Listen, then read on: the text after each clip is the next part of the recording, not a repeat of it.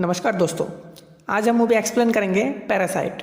Movie की शुरुआत में हम कुछ अजीब सी क्रिएचर पानी से बाहर आते हुए देखते हैं और उन्हें पैरासाइट नाम दिया गया है और ये सारे पैरासाइट्स पूरे शहर में फैल जाती है। उसके बाद हम एक आदमी को देखते हैं जो सो रहा होता है। तभी एक पैरासाइट उनके कान के जरिए दिमाग में घुस जाता है। उसके बाद वो आदमी कुछ देर तक तड़पते रहते हैं, फिर शांत होकर सो जाता है। अगले सीन में एक लड़का दिखाया जाता है जिसका नाम शिनिची है। शिनिची कान में हेडफोन डाल के म्यूजिक सुन रहा होता है। एक पैरासाइट उनके कान के जरिए दिमाग में घुसने की कोशिश करता है लेकिन घुस नहीं पाता। तभी वो पैरासाइट उसके नाक से घुसने की कोशिश करता है। शिनिची को एहसास होता है कि कुछ कीड़े मकोड़े उसके नाक में से घुस रहा है। तभी वो उस पैरासाइट को पकड़ के फेंक देता है। उसके बाद शिनिची उसे मारने की कोशिश करता है लेकिन वो पैरासाइट उसे काटकर उसके हाथ के अंदर चला जाता है। उसके बाद उसकी मम्मी आती है और पूछती है कि क्या हुआ। तब शिनिची कहता है कि मेरे हाथ में कुछ चला गया है। लेकिन जब उसकी मम्मी देखती है तो वो बिल्कुल ठीक हो चुका था। तब उसकी मम्मी उसे कहती है कि तुमने शायद सपना देख लिया होगा। उसके बाद वो वहाँ से चली जाती है और शिनिची सो जाता है। अगले दिन सुबह शिनिची के हाथ में अजीब सा महसूस हो रहा था। उसके बाद हम उस आदमी को देखते हैं जिनके दिमाग में रात में एक पैरासाइट घुस गया था। जब वो आदमी अपनी वाइफ के पास जाता है तो उसका सर किसी मॉन्स्टर की तरह ओपन होता है और अपनी वाइफ को ही खा जाता है। यहाँ हमें यह पता चलता है कि कोई भी पैरासाइट किसी भी इंसान को इन्फेक्टेड करने के बाद उसकी पूरी बॉडी को कंट्रोल कर सकता है और ये पैरासाइट की फूड इंसान है, यानी कि पैरासाइट जिंदा रहने के लिए इंसानों को खाते हैं। अगले सीन में हम शिनिची को देखते हैं जो अपनी गर्लफ्रेंड के साथ स्कूल जा रहा था। तभी शिनिची का हाथ ऑटोमेटिकली उसके गर्लफ्रेंड पर जाता है और बदतमीजी करने लगता है जो कि वो पैरासाइट अंदर से कर रहा होता है। ये हरकतें देखकर उसकी गर्लफ्रेंड वहाँ से नाराज होकर चली जाती है। उसके बाद स्कूल में जब शिनिची रबर उठाने लगता है तो उसका हाथ अपने आप ही बड़े होकर उस रबर को उठाने लगता है। और यही नहीं, जब शिनिची बास्केटबॉल खेलता है तो वहाँ वो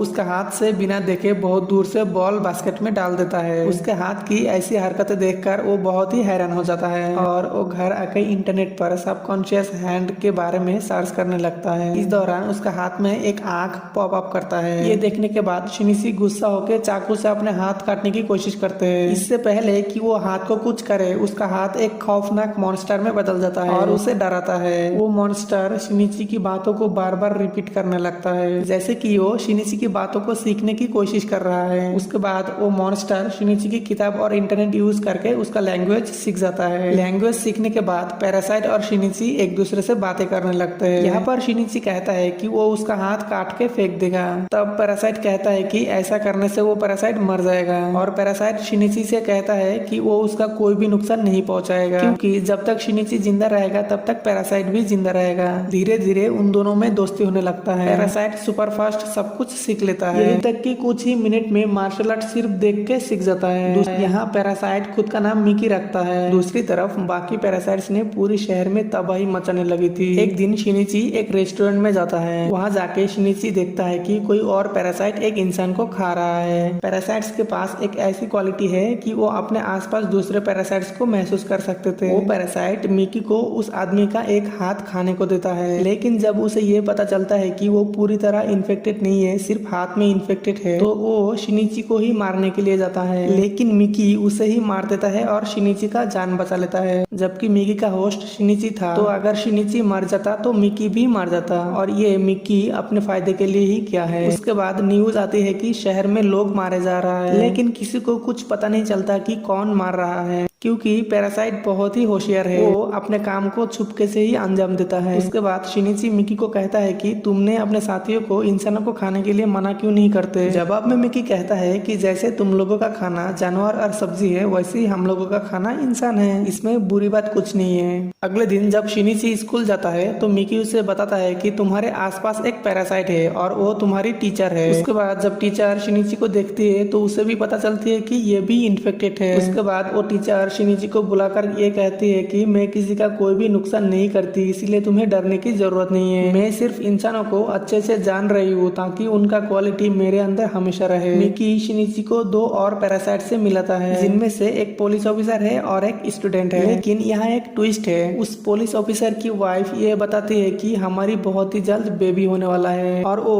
हम जैसी नॉर्मल बेबी होंगे। हम नॉर्मल इंसानों की तरह रहना चाहते हैं और हम किसी का कोई भी नुकसान नहीं पहुँचाएंगे। हम लोग बस छुप कर इंसानों को खाएंगे लेकिन सरेआम नहीं। वो लोग मिकी को भी अपने साथ शामिल होने के लिए कहती है लेकिन मिकी इनकार कर देता है। अगले दिन वही पुलिस ऑफिसर उनके पास आता है। तभी मिकी शिनिची को बताता है कि ये हमें मारने आया है, क्योंकि उन्हें पता चल गया है कि हमने उस रेस्टोरेंट में एक पैरासाइट को मार डाला है। उसके बाद पुलिस ऑफिसर उन पर अटैक कर देता है। मिकी और शिनिची मिलके उस पुलिस ऑफिसर से लड़ते हैं और आखिरकार उसे मार देता है। उसके बाद शिनिची जब घर आते हैं तो उसे बहुत बुरा लगता है। उसे गिल्ट फील होता है कि उसका हाथ से किसी का खून हुआ है। इस तरफ हम ये देखते हैं कि उस पुलिस ऑफिसर की बॉडी से पैरासाइट निकल जाता है और शिनिची की माँ के अंदर चला जाता है। उसके बाद शिनिची की माँ उसे मारने के लिए आगे बढ़ रही होती है। तभी मिकी शिनिची को यह बताता है कि वो तुम्हें मारना चाहती है, लेकिन शिनिची कहता है कि तुम मेरी माँ को कुछ नहीं करोगे। तभी शिनिची की माँ का सर एक मॉन्स्टर की तरह खुल जाती है और शिनिची की छाती पर अटैक कर देती है। शिनिची का बहुत ब्लीडिंग होता है, लेकिन अगले दिन वो उठ के खड़ा हो जाता है। तभी मिकी बताता है कि तुम बहुत जख्मी हो गए थे और बहुत ब्लीडिंग भी हुआ। मैंने अपना सेल्स यूज करके तुम्हारे जख्म को ठीक कर दिया। लेकिन अब शिनिची की बॉडी में मिकी की सेल्स चली गई थी तो वो अब पूरी तरह इन्फेक्टेड हो रहा था। अगले सीन में शिनिची अपनी माँ को ढूंढ रहा होता है, लेकिन वो कहीं नहीं मिलती। शिनिची उसकी टीचर के पास जाता है और उस इन्फेक्टेड पुलिस ऑफिसर के बारे में पूछता है, लेकिन वो टीचर उसे कुछ नहीं बताती। उसके बाद मिकी शिनिची को ये बताता है कि मुझे अब डेली 4 घंटे सोने की जरूरत पड़ेगी। उस दौरान अगर तुम्हें कोई अटैक करे तो वो तुम्हें खुद हैंडल करना पड़ेगा। जबकि शिनिची पूरी तरह इन्फेक्टेड हो रहा था तो उसके अंदर भी मिकी का क्वालिटी आने लगी थी। अगले सीन में हम एक लड़का को देखते हैं जिसका नाम सिमाता है, जिसे उस टीचर ने दिखाई थी और वो पैरासाइट बन चुका था। वो अब शिनिची की स्कूल में एडमिशन लेता है। सिमाता शिनिची का फ्रेंड बनने का नाटक करता है, लेकिन धीरे धीरे सबको ये पता चलता है कि सिमाता पैरासाइट है। एक दिन सिमाता सब स्टूडेंट्स को मार देता है। इससे पहले वो शिनिची की गर्लफ्रेंड को मारे, शिनिची वहाँ पहुंच जाता है और वो उसकी गर्लफ्रेंड को लेकर खिड़की से जंप लगाता है। तभी वो टीचर वहाँ पर आ जाती है। वो टीचर चाहती है कि ये पैरासाइट मारा जाए, नहीं तो उसकी पैरासाइट बनने का राज खुलासा हो सकता है। इसीलिए वो एक एक्सप्लोसिव से वहाँ पर ब्लास्ट कर देती है, लेकिन इससे सिमाता को कुछ नहीं होता।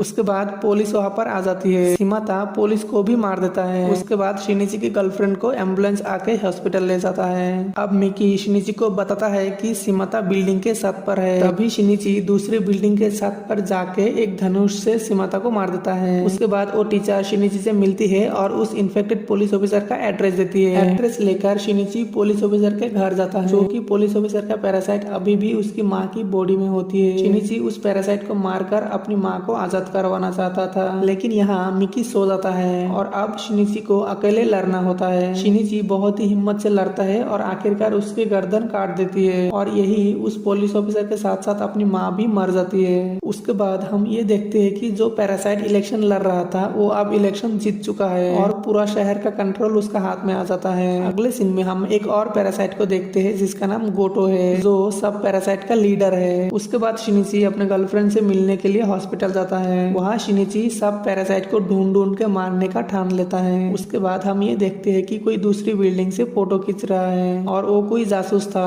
यहीं पर पैरासाइट का पार्ट 1 एंड हो जाती है। आई होप आपको वीडियो अच्छी लगी हो। वीडियो को देखने के लिए बहुत बहुत धन्यवाद। जय हिंद।